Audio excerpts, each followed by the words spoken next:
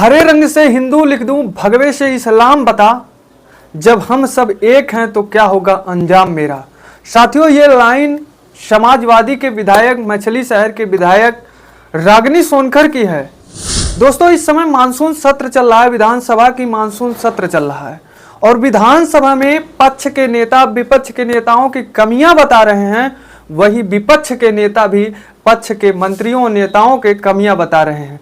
ठीक उसी तरह विधानसभा के मानसून सत्र में समाजवादी के विधायक, जो कि सबसे मानी जानी विधायक है समाजवादी की महिला विधायक रागिनी सोनकर, इन्होंने विधानसभा में पक्ष के नेताओं की कमियां बताते हुए बहुत सी उल्लिखित की बातों को, इसी बीच उन्होंने कहा कि अगर हम हरे रंग से हिंदू लिख दूं तो भगवे से इस्लाम बता, जब हम सब हिंदुस्तानी एक हैं तो अंजाम क्या बुरा इसमें होगा। चाहे हम हरे रंग से लिखें या फिर भगवे रंग से इस्लाम लिखें, इसमें क्या अंतर है जब हम सभी हिंदुस्तान के एक हैं।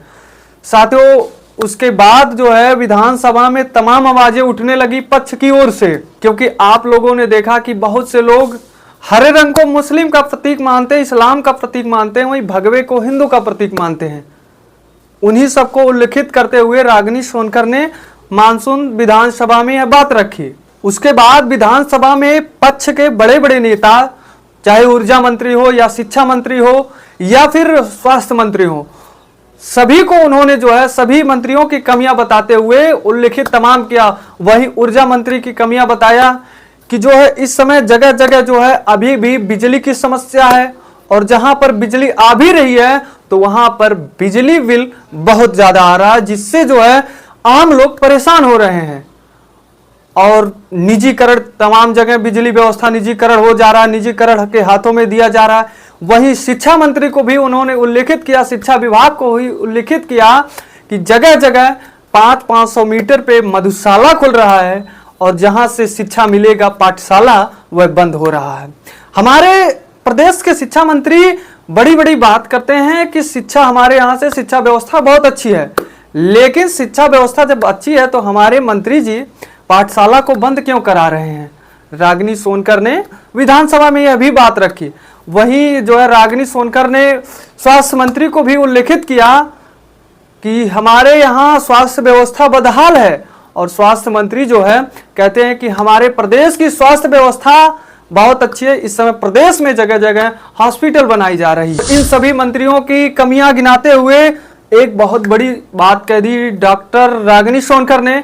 उन्होंने कहा कि जापान को उल्लेखित करते हुए कहा कि जापान में बौद्धिस्ट हैं, सबसे ज्यादा बौद्धिस्ट जापान में हैं और वहां के लोग धर्म से पहले देश से प्रेम करते हैं। और डॉक्टर रागिनी सोनकर ने यह भी कहा कि जापान में हिंदू खतरे में नहीं है और भारत में सबसे ज्यादा आबादी हिंदू की है, उसके बावजूद कहा जा रहा है कि हिंदू खतरे में है।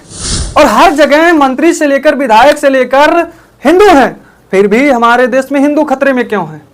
ये तो हुई कि जो है हमारे देश की जो सरकार है वो इसी हिंदू को खतरे में बताकर राजनीति कर रही है, सत्ता में राज करने की बात कर रही है।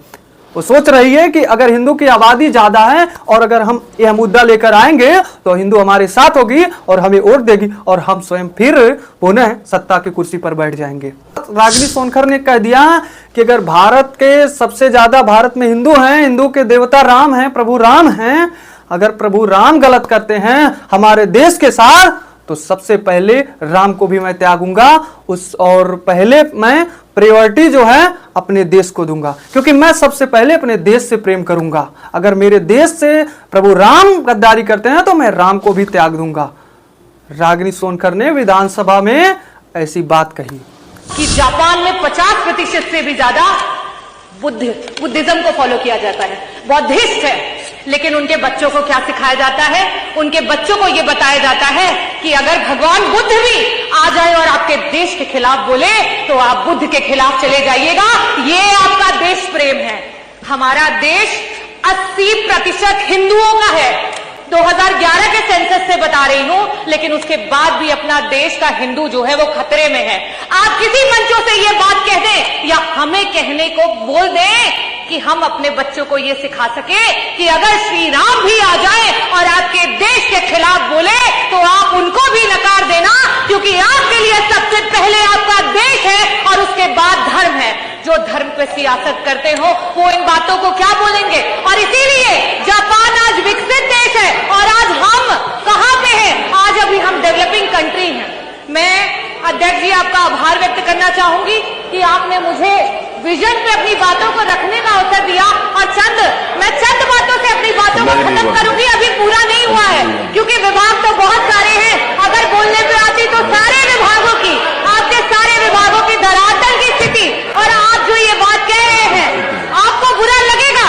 यही चीज संसदीय मंत्री जी ने कहा और इसी पे कहना चाहूंगी कि मैं मुजरिम हूं। क्या ये मुजरिम, क्या मैं मुजरिम कहलाऊंगा? अरे सुन तो लीजिए, अरे सुन तो लीजिए, अरे हिम्मत तो रखिए, अरे सुन तो लीजिए। मैं यही कहना चाहूंगी कि क्या मैं मुजरिम कहलाऊंगा? क्या मैं मुजरिम कहलाऊंगा? क्या होगा इल्जाम मेरा? हरे रंग से हिंदू लिख दूं, भगवे से इस्लाम बता। और मैं यही बताना चाहूंगी कि क्या इल्जाम होगा मेरा अगर मैं हरे रंग से हिंदू लिख दूं और भगवे से इस्लाम बता। यही जो आप चिल्ला रहे हैं, चीख रहे हैं, यही मेरा इल्जाम होगा। और ये कह दो कि हम सब एक हैं तो क्या होगा अंजाम मेरा? क्या होगा अंजाम मेरा? संविधान की जय, भारत माता की जय, जय भीम, जय समाजवाद। साथियों, यह थी मानसून सत्र की डॉक्टर रागिनी सोनकर जो विधानसभा में कल बात रखी है, उसको मैंने अपने वीडियो में आपको बता दिया है। इस पर आप क्या कहेंगे कमेंट में जरूर बताएं।